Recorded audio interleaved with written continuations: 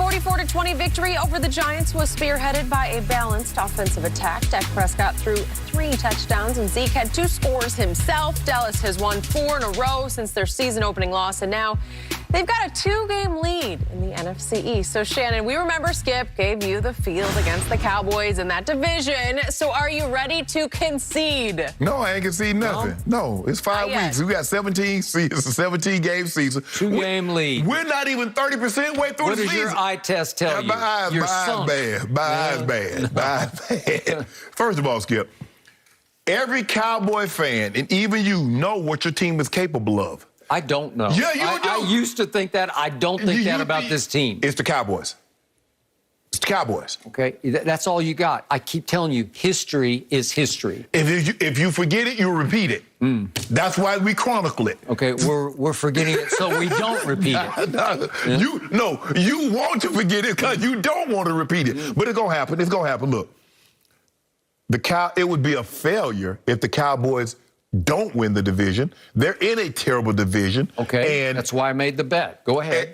So you knew that. Well, I mean, so it wasn't that you had confidence in your Cowboys. It was that you knew they were in a crappy division and they're the best of the crap. I told you during Hard Knocks preseason, this team is different.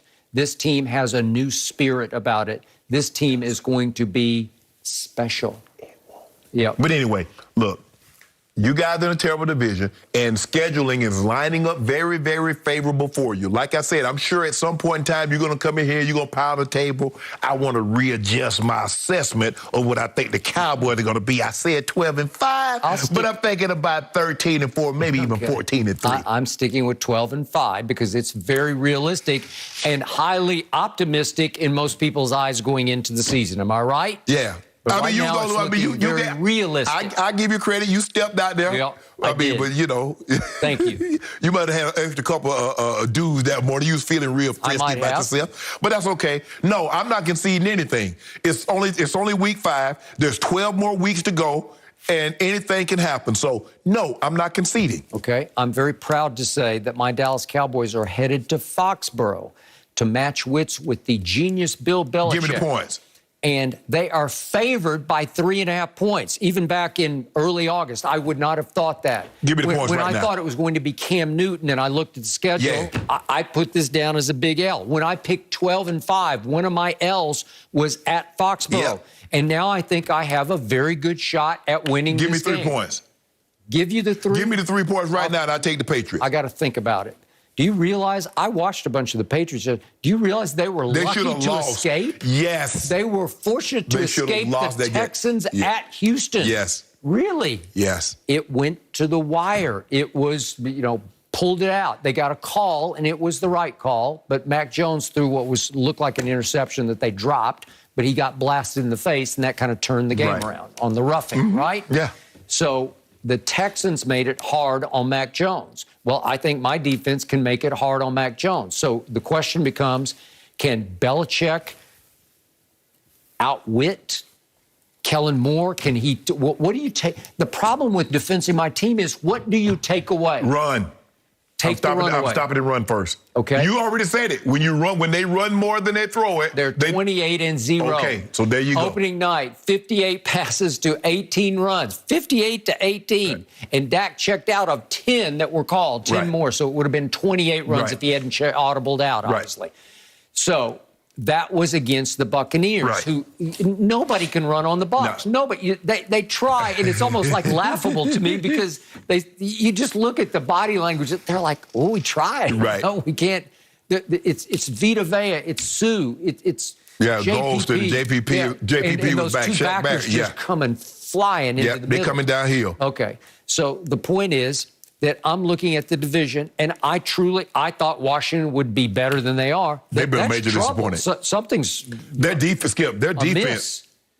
I mean, and maybe they was reading the press clippings about how good that defense is. They were top 5, yada, yada, you yada. Thought the front 7 was up there in the top 5. And they've been bad all year. That front 7 has been terrible. They gave up a Hail Mary at the end of the half to Jameis, and then they gave up some big plays to Jameis. And I can't figure out the Saints. But I really can't figure out Washington because I thought they would be some threat. I told you the biggest threat, my biggest fear was Philadelphia. So what did Jalen Hurts do when you least expected? He goes to Carolina and outplays Sam Darnold. It was Sam Darnold did what he didn't need to do. Okay. He tried to play hero ball and turned it over. Okay. What have I told you since before Sam Darnold's draft? I don't trust him. And the same guy that everybody said, oh, he got a fresh start from the Jets. It was all the Jets' fault. Yesterday, it looked like it was just Sam Darnold's fault. It was. 3 interceptions. It was. Yes. And what does Jalen Hurts do? Well, he's not going to dazzle you with his arm, but he'll make some throws. And then when it's time to make plays with his legs, he scored 2 huge second-half touchdowns. Guess who the Eagles play on Thursday night? I got it. So we'll see. The GOAT. We'll see just how good he is. Okay, we will see how good he is. And I'm sure he will bedevil that defense because everybody's moving the ball on the Bucs defense right now. It has not come to any kind of fruition yet. Like last year, you saw it just take off. The thing is that you play them for, but can you keep it up? Because the Bucs offense, Skip, you know they can get to the mid-30s. Can the opposing team, can they get there? Yeah, they get out and they score 10, they score 17, and they're right there with them. And then, but the Bucs have another gear that they can get to that I'm not so sure very many teams, especially that's on their schedule currently, that can get to that gear. We know Buffalo can go get 40, 50-plus points. So I believe we have 10 cases of Diet Mountain Dew bet on this division, and I will allow you out of this bet right here, right now for 5 cases if you would like to concede 5. Can't do that. I can't do that. It's too early. Too early? Yeah. And I got to get at least halfway, at least 8 to 10, 17, 8 to 10 games in before I concede. Okay, I'm going to say this again. I've never felt sure about a Dallas Cowboy team since the dynasty of the 90s. This team is different because this team is trustable. I believe this team will not embarrass me. It will not humiliate me. So you got them going to the Super Bowl? No, I don't have them going to the Super Bowl. Why not? I got them winning the division and maybe winning a home game, a playoff game. Hold on. You just said they get Zeke, a freak. Mm-hmm. They got Dak is back. Yep. They got Amari. They got CD. Mm-hmm. They got a Micah. Gallup's coming back soon. Oh, they got the best corner in football. Got the best corner. And you're not going to pick them to go to the Super Bowl? No, heck no. Not yet.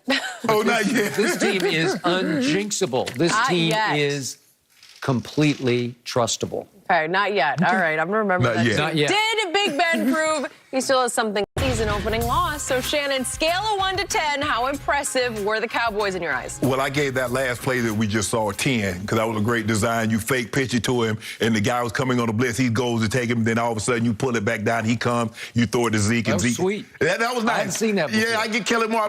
Kellen Moore tried to become a head coach real soon. Skip, look, I'm going to give you a 3 quarters. I'm going to give you a 3-4. Somewhere in that range. 3 or 4? Yeah, somewhere in that range. You do realize you were tied 10-10. Yep. And for some inexplicable reason, Daniel Jones thought all of a sudden he was Derrick Henry. And he said, you know what? I'm going to plow my way into the end zone.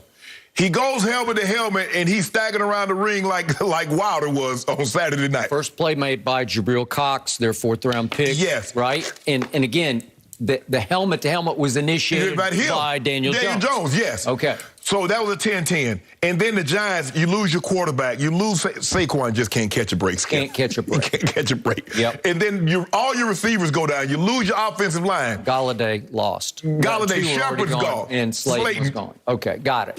So you beat, first of all, you beat a bad team to begin with. Mm-hmm. And then you just poured it on. Yep. So I can't give, now, had you had this type of performance against the Chargers, you get an A+.